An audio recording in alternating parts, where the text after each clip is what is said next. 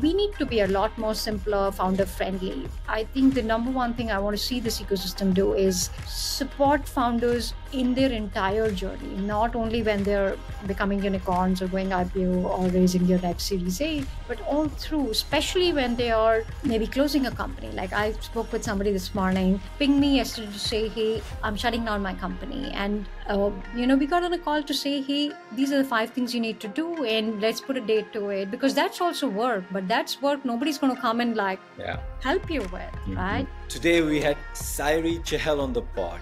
Sairee is the founder of Sheroes, Mahila Money and Apprecite Cap. Sairee is responsible for bringing women in India to the internet. Today Sheroes has over 20 million users. Mahila Money is a full-stack financial product and services platform for women in India. Through Apprecite Capital, Sairee is backing other founders in the ecosystem. In this episode, we cover topics like the founding story of Sheroes and Mahila Money, challenges faced by women entrepreneurs, Mahila Money's mission and how it has impacted women entrepreneurs in India, her reflections on angel investing. She's done over 25 angel investments as of now. What change she would like to see in the ecosystem? It's mostly around she want to see more founder-friendly ecosystem. Her learnings as a founder. We also discussed how she keeps herself balanced through meditation, through yoga, through quiet time, and much more. Now I bring you Sairee. Sairee, so good to have you on the pod. Thank you. Thank you for pinging me. And I'm so glad to talk to you again. Absolutely. I remember, I think the first time we got connected was back in 2019, and I had just recently moved back to India, and I was trying to just, get into the ecosystem and learn about the ecosystem, build a network. And you were so kind enough to grab a, coffee, which is, I think the restaurant or the cafe is right next to the Sheroes office. So thanks for being, so kind with your time and with your, all the support. Really appreciate that. Of course. My pleasure. And so good to see you grow. So good to see you, I've followed the podcast and I've followed all the work. So yeah, well done there. Awesome. So Sairee, what we'll do is, I think you really, you were the pioneer of bringing, women to the internet in India, and you did that through Sheroes, where you were really giving them a platform where you could empower them and support them. It ended up becoming a big platform. I think about 20 million women users are on the platform, and a few years back, I think in 2021, you founded Mahila Money, which is again the next step to empower women with capital and other resources. Maybe you can tell us about the founding story of Mahila Money. Yeah, absolutely. Actually, before Sheroes, there was Flexi Moms. It was a much smaller project, but that was the side hustle project that grew fast and led me to build Sheroes. Sheroes is 10 this year, and I think it's been phenomenal. I would have never imagined in 2013 when we first started that this is what's going to happen to the India landscape. We had tiny ambitions. I mean, we had ambitions, and in our own head we thought they were big, but we're completely a beneficiary of our ecosystem to begin with. But what's also true at the same time is we are still a gender poor country. I mean, it's 2023, and I know we passed the women's reservation bill this week, but by the time we start seeing the first outcomes, like the early outcomes, it'll be 2040. Yeah. None of our numbers stack up. The amount of capital that goes to women in workforce, I think, consumption of financial services by women. So they just do any index you can pick up, and it's not really, pointing in the right direction. So that's been the core thesis of building Sheroes, and of course with Sheroes, we were early. So we did a lot of, stack building. We built everything, right? Like companies in Asia have to do the whole stack. You can't go deep because you're such a nascent market. So we built an entire ecosystem building of counseling, of employment, of skilling, entrepreneurship, content. We cordoned off the internet. We put a gender filter on the internet. Yeah. And we sort of, got that whole thing going. While we did all that, I think given that in 2023, we're still grappling with a lot of what we started with. Some changes have happened. Women have come online. More women are educated. Women in STEM is growing. Women in MBA colleges is growing. But we still feel that there is a need to find massive levers. Like building Sheroes, the thesis of women's internet was a lever. It was a big lever. And look at this whole ecosystem now. There are at least 10 companies who are building the next Sheroes, right? You and I all know it.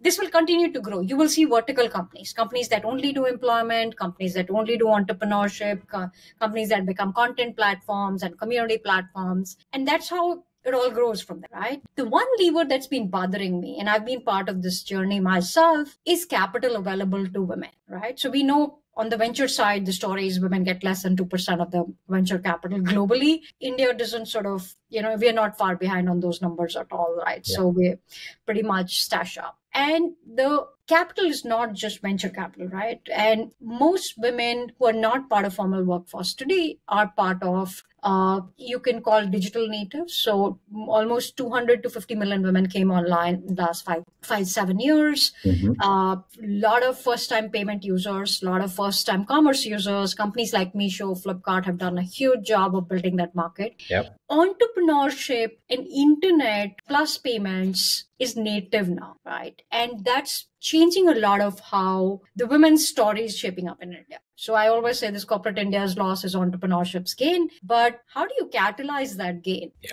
I think there's a whole generation of women who don't come from any privilege, who don't come from any agency or any real commercial agency, and the capital really needs to go there. And how do we make it happen? So, we know India FinTech's growing. We've seen, SME lending and early salary lending and BNPL and every cohort, and microfinance has already happened. There's a whole cohort which is women online, digitally connected, running a neighborhood business. So think Sridevi in English for English. Who is financing Sridevi in English?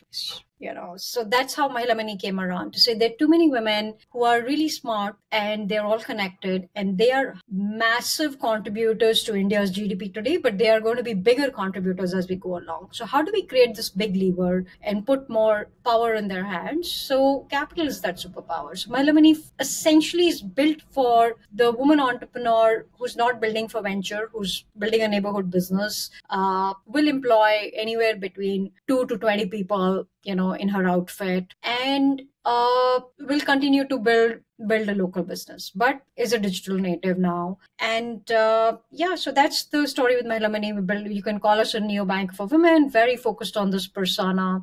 And then, of course, adding other consumption of financial products, savings and wealth and, interesting customizations around credit and, of course, protection, insurance, all of that. So that's where we are. We're a post-microfinance platform, very, very focused on a certain persona of an entrepreneurial woman who's new to our ecosystem and capital hasn't reached her yet, So we're excited to be doing that. And the second part of doing this is, of course, I think for many years I've done Saturdays with Sairee. It used to be in our office where you had come.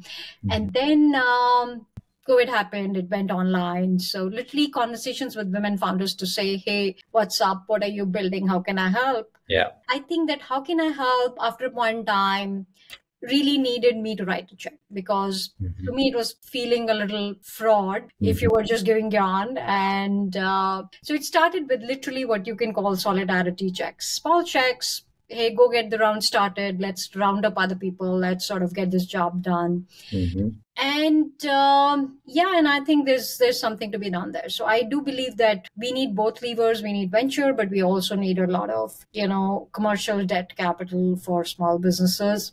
And it's a needle mover, right? We've seen how much India's benefited from the influx of capital in the last, decade or so. This is just starting out. So we definitely we have more space to consume all of this. And I hope as new capital comes into this country, it goes to women disproportionately. Yeah, got it. So Sairee will break down Mahila Money and Apprecite Capital in two parts. So for now, if one has to take a loan on Mahila Money, they'll come to the app. What check sizes or what's the amount one can Yeah. get the loan? And secondly, maybe you can tell us a couple of real life stories Yes. how the loan has really helped the Yeah. users in a very, very meaningful way. Absolutely. Actually, so I'll tell you funnily how this started. It started middle of COVID. So it was not Mahila Money back then. It was literally Sairee Chahal giving personal account money to women she knew. Mm-hmm. Uh, and, but it was something that was, really brewing in my head to say, hey, like, and of course, I give a lot of credit to Sridevi in English English. She just personified the persona. I know the movie was about learning English, but to me, it was about a small business and the agency that comes with it. Yeah. So we work with women who already have a small business. So it could be a beauty parlor, it could be a neighborhood fashion boutique, it could be a yoga studio, tuition center, preschool, anything that's sort of, most of these businesses are service businesses. Some of them are product businesses like upcoming D2C brands. We do anywhere between 50,000 rupees to now 25 lakh rupees in terms of loans. The only caveat is that we only do productive loans, which means the loan has to be used for a business purpose. So you can learn a skill. So let's say you're a chef and you want to learn baking as a new skill, or you want to go to, some special class to learn about, cupcakes, then you can, take a loan from us. You want to buy an asset that will help your business. It could be an oven, it could be machinery, it could be an EV or a laptop. We will finance it. You need working capital, materials, and inventory. We will finance that as well. And of course, most of this happens obviously on the MahilaMoney app. The other thing that we think is important, and we as founders have benefited, is it's not just capital, right? You need more than capital to succeed. So MahilaMoney brings a lot of that more than capital, business help, how do I file GST, or, can somebody help me interpret my this year's financial results, or how do I make my first balance sheet, or how do I start tracking income and expenses better? How do I make more customers on Instagram? So just very fundamentals of, building a small business. Unfortunately, there's no MBA school that teaches you that. It's literally a lot of brass tacks. We are all, we got here because we've been practicing this long time now. But imagine somebody who came online only 5 years ago, right? So she hasn't yet fully made the most of all the tools and resources that you need on the internet. So building a lot of support with money is how we do this. And of course, lending to women is very peculiar. Like if you go to any bank, or you actually look at India lending numbers, less than 10% of all loans go to women. Actually, 7% is the number. So it's still, quite crazy. The only category that has some sort of parity is home loans, because there's a tax benefit added to it. So home loans are shared, but business loans don't go to women easily. If you're an average woman applying for a loan to a bank, it's typically very hard. That journey, one, your ticket size is not good enough for the bank to work on you. The manager is not incentivized to sort of spend time with you, understand your business, make a case for you. Second, the woman needs to go to a branch, and moment you have to step outside the house, tell your family that you're going to the bank branch to get a loan, it has already become a family matter, and the agency has gone away. So our commitment to women is, it's your loan. It's all digital. We don't need a guarantor, collateral. We don't need anything or anybody. It's got your name on it, and you're responsible for it completely. And that's really like the simplest promise one can make, to get this going. Unfortunately, this didn't exist, right? So in 2023, if you're a woman going to a bank today and applying for a loan, you will still get asked to say, hey, bring a husband or a father or a male figure. And partially, of course, the complexity of the process doesn't make it easier. Financial services is still a giant, jargon-driven jungle, and not simpler. So our commitment is, hey, how do we make it easy for somebody who runs a small business to do this? We in fact document a lot of these stories on blog.mahila.money, and I please do check it out. There's lots of stories every day. So this the biggest payout in this business is that this is happening almost in real time, you get to see a lot of impact. So there's a lady, Sonali, who is in Purulia, Bihar, did a makeup artist course, found a rental place to build a beauty parlor, and started like small, and then, took a loan from us to furnish her parlor, buy those nice chairs and, those hot machines and things like that. Took another loan, and has now kind of become like a rock star to, buy. It's confidence inducing when you've done some things. So we see that women end up taking more than one loan because, they, and we obviously want to make sure we don't send anybody in debt trap. We make sure they're financially on a viable track. So there's a lot of education, financial literacy, financial planning that Mahila Money offers as part of the loan, to say, hey, start with a smaller loan and then go on. 60% of the users we work with are new to credit. Like there's another woman in Gurgaon here, Aarti. She had a cab. She's a cab driver. She's a single person cab company, and she took a loan to buy her second cab from us. So that really sort of became, again, another very exciting story.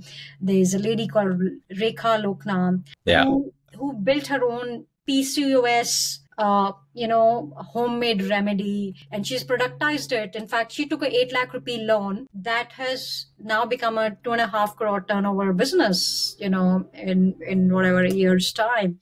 So yeah, I think there's just a lot of these little businesses that are, they're doing their thing. They're obviously not, in the press. They're still, very, very small, but at least they found some place to anchor them. Yeah. I think the most amazing thing here is the incentives are aligned. You want to grow with your users, and for that you have the entire support system in place. So Sairee, seems like the long-term vision would be it ends up becoming a full stack bank for women. Is that how you're thinking? Look, I think that would be ideal. Being a bank is a lot of work and a lot of regulation. Today, I think we're just happy being Mahila Money, LSP or a TSP, as we are called in the financial services world. Basically, look, what are we good at?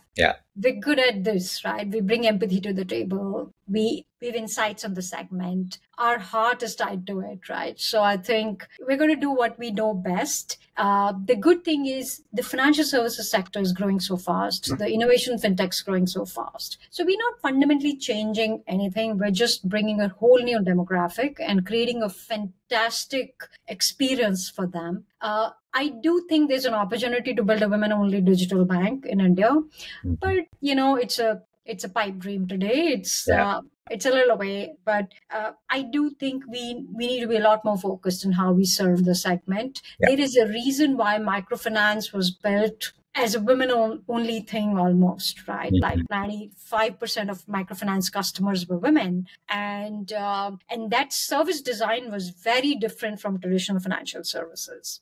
And that thesis is very strongly held by me, that if we got to serve the segment, then experience design is very, very core. Got it. Love it. And Sairee, we'll move on to your angel investments. Seems like it came very natural to you, where you were meeting a lot of founders. You had Sairee Saturday, and of course, the natural next step is they're seeking you, your advice, and then capital. And seems like that's how it started.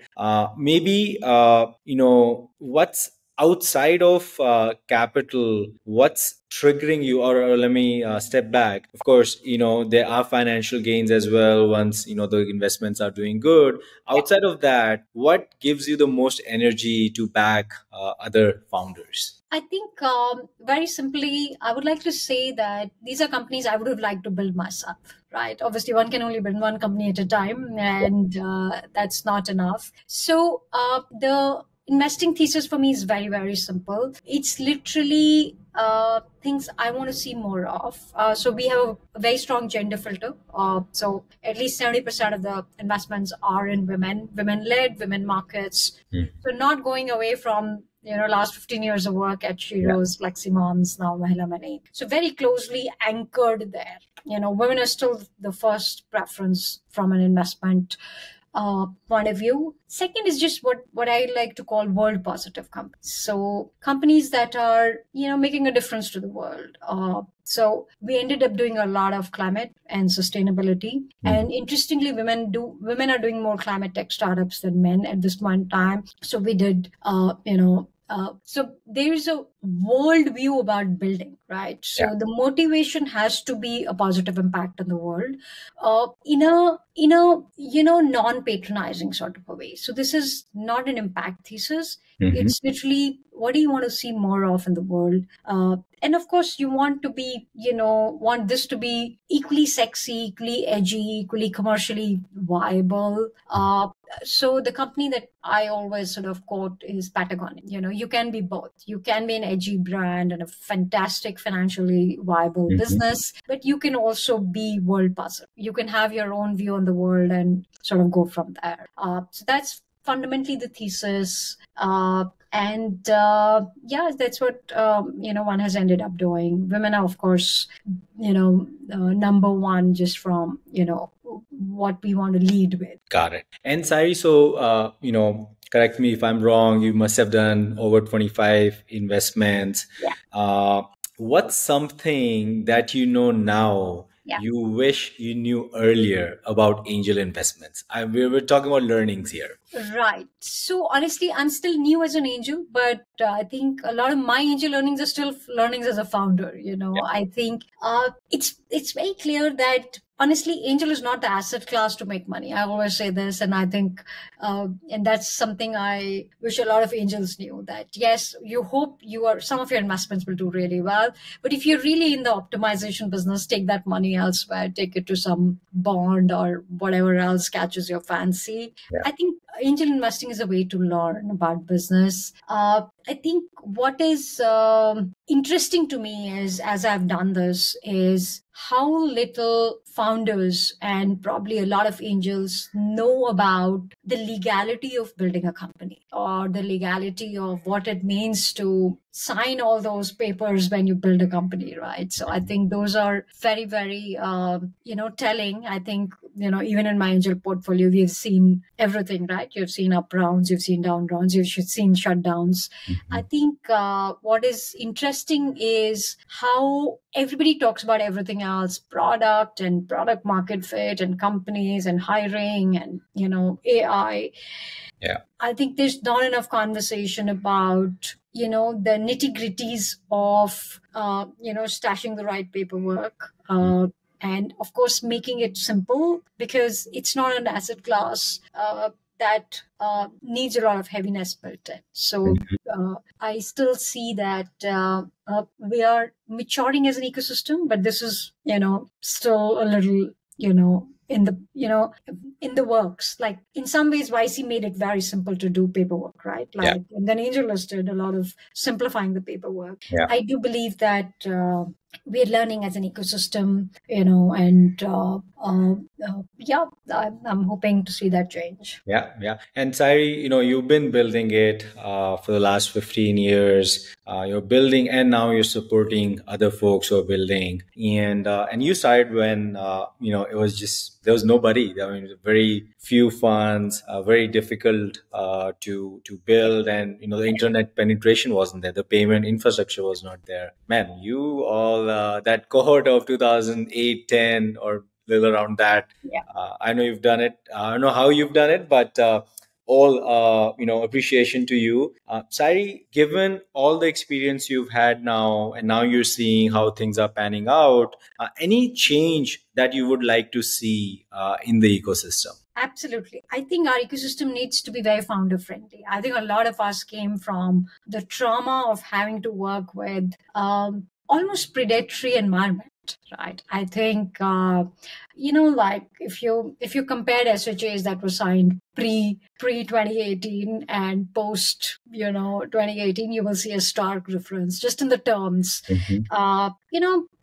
Founder success. I think there are a whole lot of founders who have given whole amount of time to their companies with absolutely no sort of recognition from their cap tables. I think the truth is, for anybody who invests, you have a whole portfolio. The founder has one company. And I think there's a whole generation of founders who've built companies with way too much of navigating this whole ecosystem, right? So I think we need to be a lot more simpler, founder friendly. I think the number one thing I want to see this ecosystem do is support founders in their entire journey, not only when they're becoming unicorns or going IPO or raising your next Series A, but all through, especially when they are, maybe closing a company. Like I spoke with somebody this morning. She pinged me yesterday to say, hey, I'm shutting down my company. And, we got on a call to say, hey, these are the 5 things you need to do and let's put a date to it, because that's also work, but that's work nobody's going to come and help you with, right? Or founders' financial success. Like there's a whole generation of founders who never took secondaries. Like secondaries are very new, by the way. Their last 5-7 years of, and of course, and this is something I learned from Ash at Sama, and he always, I think he's quite a visionary about this. He said, I make sure my founders are okay and they're taken care of, and I am supporting them in the best way possible. Yeah. And, a lot of us came from places where you didn't even have a second opinion on your legal documents or on your, what's going on, or like, are these terms okay? Like I actually ended up signing an employment contract that didn't have an exit clause. Like it said you will never leave the company. And I was like, what? And of course you sign everything in zest because like, you don't think it really means anything. Yeah. But, these are not friendly terms exactly, while building a company, any company is hard enough. And one of the things I want to see more of, and, and this is a call out to any founder who's listening, if you need any help on legal opinion, terms, discussing some of these things that you don't know how to take calls on, reach out. Of course, feel free to reach out to me, but reach out to anybody you trust or are near to, because I think these things matter. They will, especially as your companies grow and the complexity in the ecosystem goes up. Super interesting to see some of these, things. Got it. So you said Sama, Ash of Sama? Yes. Got it. No, that's it speaks volume. If we can, as you said, like I'll make sure to take care of my founders, and also I feel like Sairee, it's a function of the ecosystem. It's coming to that maturity where a lot of founders, in fact, this is what I'm seeing, and we'll see that a lot of founders and operators from existing unicorns would either start up again or they'll become full-time investors. Yeah. So I think they will bring that change mostly because they've been through the entire journey. They understand, they're more empathetic.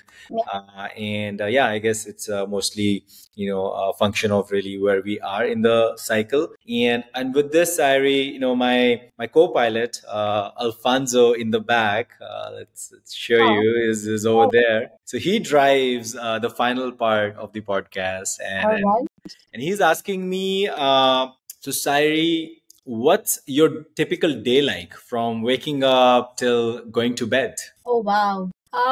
Actually, my day varies, depends on if I'm traveling or not. But on a day when I'm at home, and, my day typically starts literally with meditation. Like the first thing I do is actually put on my Insight Timer app and take 10 minutes to just wake up, bring myself to some senses. I do my yoga in the morning. That's how I sort of start my day. And fitness is really important to me. And I think as I grow older, it's becoming even more important. So, and I now have a personal trainer, and, he keeps me on my toes. It starts with that. I think I'm at my desk by 9:30 most days. Because one has worked, all through, this is the way to bring sanity to the day, right? One has to get to work and, start looking at what's going on.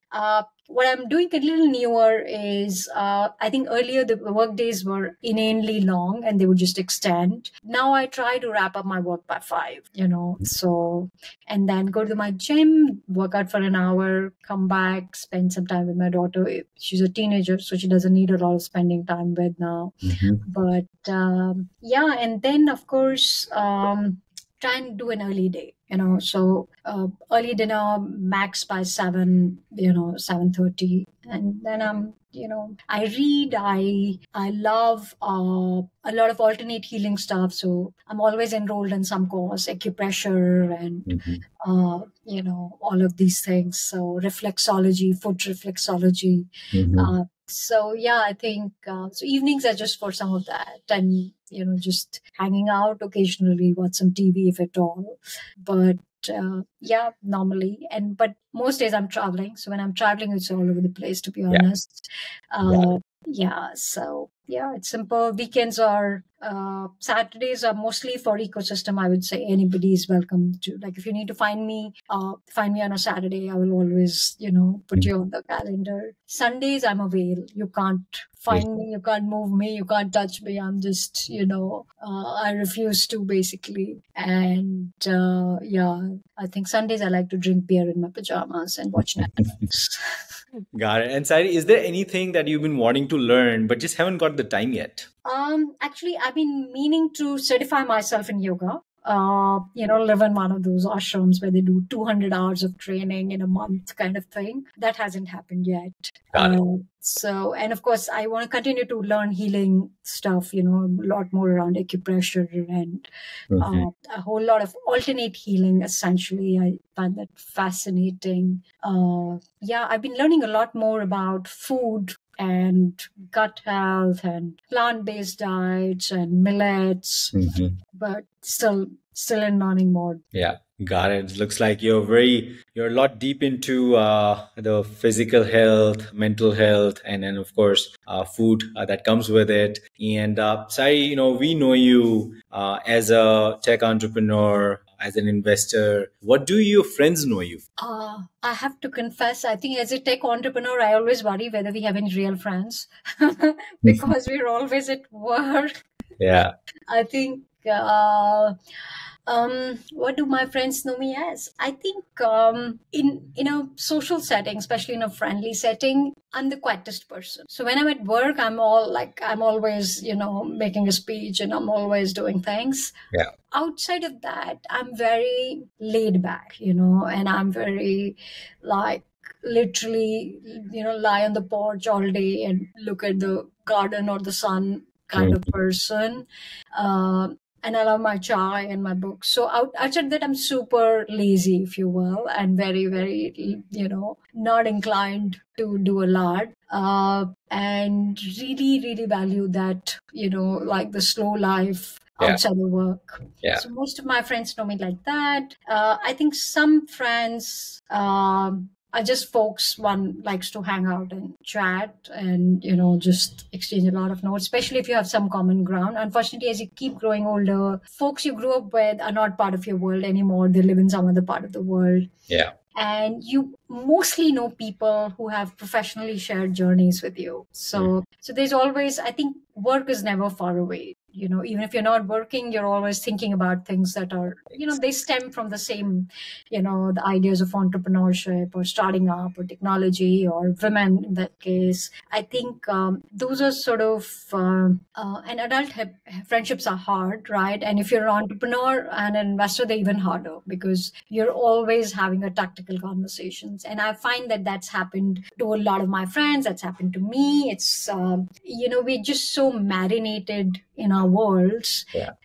Therefore, yoga is a big escape to me, That's what I was going to say. Yeah, it's a big escape because, in that moment, you're literally somebody, you're just like body lying on the mat, right? Like it doesn't matter, who you are, what's your hashtag and, Twitter handle is, nobody cares. It's just perfect. I'm learning to make new friends, by the way. It's something that I had never thought about, but I'm beginning to sort of spend more time with folks who I appreciate and enjoy. And these are not necessarily folks I know, from work. And that's new. That's new and fun. And I'm hoping that, in due course, I'm able to do more of that, do some new experiences, for example. Yeah, so. Got it. Got it. I hope you get to do the yoga course soon. I think you're just gonna love it. And yeah, it seems like your escape is more around, physical activity, which is gym, and then yoga, and then, spending time by yourself, which is through, Yeah. nice chai, you said, and then, And my cat, actually. My greatest escape is my cat. yeah. What's her name? I know. I definitely think I'll become one of those crazy cat ladies with yoga or something. I think it'll be fun. Got it. Sairee, thank you so much. I Thank- had so much fun. Thanks for coming on the pod. Really appreciate it. Of course. Thank you. Thank you. And so nice to see you again. And yeah, be in touch.